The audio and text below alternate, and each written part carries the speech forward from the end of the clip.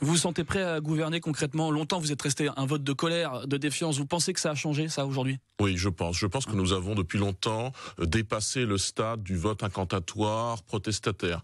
Nous sommes désormais un vote d'adhésion d'un électorat considérablement élargi. Électorat élargi notamment aux classes moyennes déçues de 7 ans de macronisme, qui croyaient trouver en Emmanuel Macron une réponse à la cherté de la vie, une réponse à l'insécurité. Finalement, ces électeurs déçus, ce sont, je le pense, depuis les élections législatives et les élections européennes du 9 juin, massivement tournés vers le RN. C'est ce qui explique les bons succès du RN aux élections européennes du 9 juin, par exemple 31% des votes.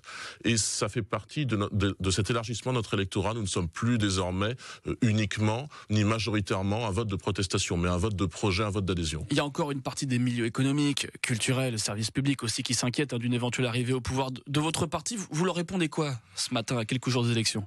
Je réponds que ces craintes sont infondées. Je réponds également que nous nous adressons à nos électeurs, à ceux qui nous donneront leur confiance par leur suffrage, bien davantage. Vous vous adressez aussi à tous les Français. Économique, effectivement, à tous les Français.